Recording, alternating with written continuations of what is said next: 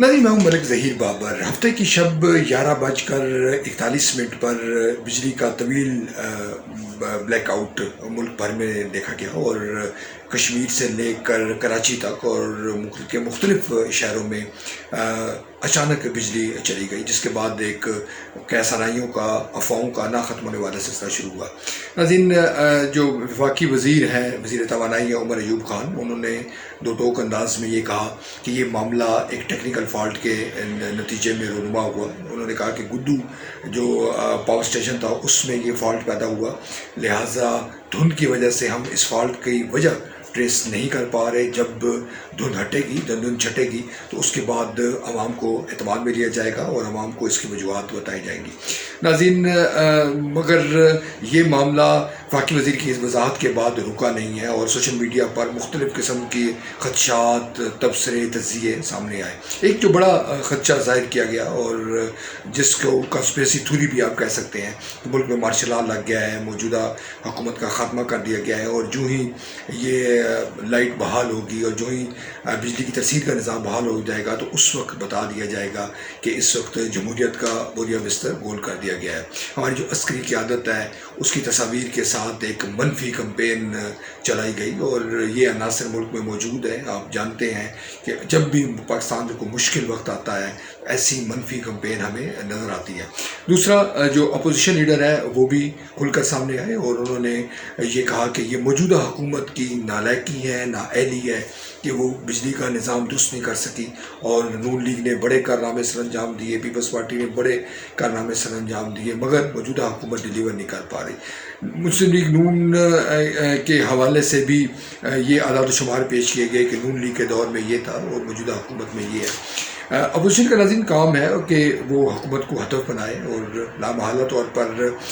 جب بھی کوئی حکومت کی جانب سے غلطی ہوگی یا کوئی دوسری طرح کوئی فالٹ سامنے آئے گا تو اس کی جو ذمہ داری ہے وہ پاکستان تحریک انصاف پر عائد کر دی جائے گی اور یہی کچھ بھی ہوا۔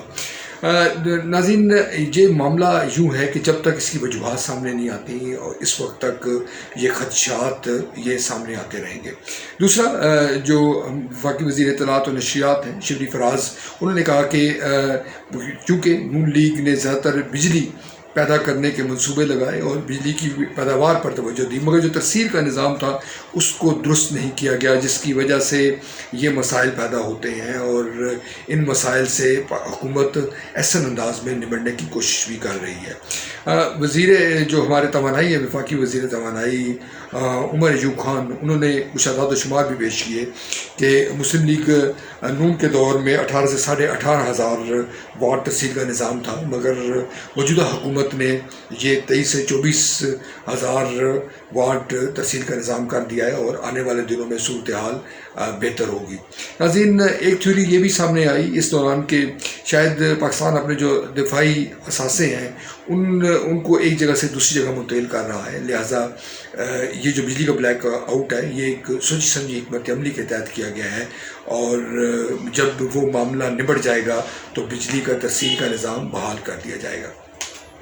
اس کی مختلف وجوہات پیش کی گئی، سرکاری طور پر اس کی تصدیق نہیں کی جا سکی، جس میں نے ذکر کیا کہ یہ ایک سازشی تھیوری تھی، ایک تجزیہ تھا، تبصرہ تھا کہ یوں ہوا، مگر کسی بھی ہمارے جو حکومت ہو گئے یا ہمارے جو عسکری حکام ہو جائے ان کی جانب سے اس کی ہرگز کوئی تصدیق نہیں کی جا سکی۔ یہ تھیوری اسی طرح سازشی تھیوری ہے جس طرح سے یہ کہا گیا کہ یہ مارشل لا لگ رہا ہے، اس کے ساتھ ساتھ کچھ لوگوں نے اس قسم کی جو افواہیں ہیں وہ بھی ان کو بھی فروغ دیا۔ ناظرین، پاکستان چونکہ ایک ترقی پذیر ملک ہے اور ہمارے جو مسائل ہیں، مشکلات ہیں وہ ڈھکے چھپے نہیں ہیں اور ہمارا جو موجودہ نظام ہے جو اس وقت رائج ہے اس کی بھی کمزوریاں مختلف حوالوں سے آیا ہیں۔ غرض جب بھی کوئی ایسا واقعہ ہوتا ہے تو ایک غیر یقینی صورتحال پیدا کرنے کی کوشش کی جاتی ہے اور آسانیاں کرنے کی کوشش کی جاتی ہے، افواہوں کو بڑھایا جاتا ہے اور یہ کوشش کی جاتی ہے کہ یہ تاثر دیا جائے کہ پاکستان ایک کمزور ملک ہے اور پاکستان میں کسی وقت کچھ بھی ہو سکتا ہے۔ ناظرین، یہ کوئی اگر کوئی شخص یا گروہ یا جماعت اگر اخلاص سے کرتی ہے تو پھر بھی یہ غلط ہے. اگر کوئی سوچی سمجھی حکمت عملی کے تحت یہ تاثر دینے کی کوشش کی جاتی ہے تو یہ اس سے بھی بری بات ہے. جب پاکستان کے مسائل کا آپ کو علم ہے اور ہمارا جو موجودہ بجلی کا نظام ہے، جو ترسیل کا نظام ہے، اور جو بالخصوص موسم گرما میں جس انداز میں بجلی کی لوڈ شیڈنگ ہوتی ہے وہ ہم سب بخوبی جانتے ہیں، اور پاکستان کا ہر جو متوسط شہری ہے وہ ان مشکلات سے نبردآزما ہوتا ہے. جو ہی موسم گرما کا آغاز ہوتا ہے اکثر اوقات لوڈ شیڈنگ دیکھی جاتی ہے. اگرچہ مسلم لیگ نون کے دور میں لوڈ شیڈنگ کے معاملے میں کسی نہ کسی حد تک کمی واقع ہوئی، مگر جس انداز میں کریڈٹ لینے کی کوشش کی جاتی ہے معاملہ اس حد تک بھی حل نہیں ہوا. ناظرین، ایک ترقی پذیر ملک ہونے کی حیثیت سے پاکستان میں یہ جو بلیک آؤٹ ہوا ہے اس کا ایک منفی تاثر علاقائی، بین الاقوامی اور ملکی سطح پر ہوا ہے، اور لوگ یہ قیاس نہیں کر رہے ہیں کہ اگر پاکستان نے آگے بڑھنا ہے تو اس قسم کے اقدامات یا اس قسم کی کوتاہیوں یا اس قسم کے نقائص سے آپ کو قابو پانا ہوگا. اپوزیشن چونکہ حکومت کو ٹف ٹائم دینے کے لیے کوشاں ہے، پی ڈی ایم کی شکل میں مختلف اپوزیشن جماعتیں یہ اس بات پر توجہ مرکوز کیے ہوئے ہیں کہ حکومت کو غلطی کرے تو ان کو پوائنٹ سکورنگ کا موقع ملے. لیکن ہونا ایسا نہیں چاہیے. جیسے کہ ان ویڈیوز میں ہم ایک سے زائد بار یہ کہہ چکے ہیں کہ جو ملک کے مسائل ہیں اگر ان پر اپوزیشن اور حکومت مل بیٹھے اور یہ کوشش کرے کہ ان کو ہم نے حل کرنا ہے، جب تک ان مسائل کو ہم حل نہیں کریں گے اس وقت تک پاکستان ایک ترقی یافتہ ایک فلاحی مملکت کی شکل میں سامنے نہیں آئے گا. ناظرین، ملک کے جو مسائل ہیں وہ کسی ایک سیاسی جماعت، کسی ایک سیاسی جو حکومت ہے یا کسی جو انسٹیٹیوشن ہے اس نے حل نہیں کرنے، بلکہ جب تک اجتماعی کاوشیں بروئے کار نہیں لائی جائیں گی یہ معاملات اسی طرح جو کہ تو موجود رہیں گے. ناظرین، یہ جو معاملہ ہوا ہے اس کی بھی گہرائی میں جانا ہوگا. ہمارے ہاں اکثر و بیشتر یہ روایت رہی ہے اور یہ موجود ہے کہ ہم ڈنگ ڈپاؤ پالیسیاں اختیار کی جاتی ہیں اور یہ کوشش کی جاتی ہے کہ ایک معاملے کو حل کرنے کی بجائے اس سے عوام کی توجہ یا میڈیا کی توجہ ہٹا لی جائے اور پھر دیگر مسائل کی طرف توجہ کی جائے. ایسا ہونا نہیں چاہیے. ہم یہ ملک ہے اور اس ملک کو ہم نے آگے لے کر جانا ہے، اور جب سیاسی جماعتیں محض بلیم گیم کریں گی،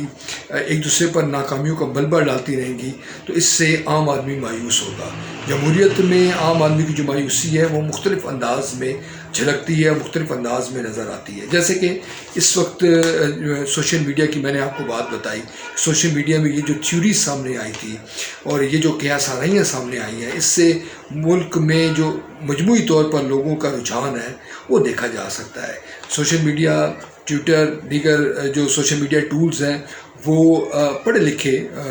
ہائیلی جو ایجوکیٹڈ لوگ ہیں یا جو ایسے لوگ ہیں جو ان پڑھ جن کا شمار نہیں ہوتا وہ اس ٹول کو استعمال کرتے ہیں. تو کیا ہم یہ کہہ سکتے ہیں کہ پاکستان کا عام آدمی اس وقت غیر یقینی صورتحال سے دوچار ہے اور جب بھی کوئی ایسی واقعہ ہوتا ہے تو اس کا نظام پر سے اعتماد اٹھ جاتا ہے؟ کسی نہ کسی حد تک یہ بات درست ہے اور یہ الارمنگ بات ہے. جو عام آدمی ہے اس کو مطمئن کرنا ہوگا، حکومت کو مطمئن کرنا ہوگا، ہم اپنی اپوزیشن کو بھی مطمئن کرنا ہوگا. اپوزیشن کے جو زعماء ہیں ان کو بھی سوچنا ہوگا کہ موجودہ جو حکومت ہے اگر 3 سال بعد یا 5 سال بعد اس کی جو مدت مکمل ہو جاتی ہے اور یہ رخصت ہوتی ہے، کوئی دوسری حکومت آتی ہے تو مسائل وہیں کے وہیں موجود رہیں گے. چنانچہ ان مسائل کو حل کرنے کے لیے اجتماعی دانش کو بروئے کار لانے کے سوا کوئی چارہ نہیں ہے. ناظرین، یہ کب تک رجحان رہے گا کہ موجودہ جو ناکامیاں ہیں اس کو ماضی کی حکومتوں کا حصہ قرار دے دیا جائے اور جو مستقبل کی جو حکومت آئے گی وہ پاکستان تحریک انصاف کی جو حکومت ہے اس کو تمام مسائل کا ذمہ دار قرار دے دے. یہ سسٹم اب ختم ہونا چاہیے اور جو سیاست کے وہ لوگ جو سیاسی سمجھ بوجھ رکھتے ہیں ان کے اوپر یہ ذمہ داری عائد ہوتی ہے کہ وہ بے یقینی کی حالت سے ملک کو نکالیں اور یقین کی منزل سے ہمکنار کریں تاکہ پاکستان میں جو موجودہ جو بلیک آؤٹ ہے اس کے نتیجے میں جس قسم کی قیاس آرائیاں سامنے آئی ہیں، جس قسم کی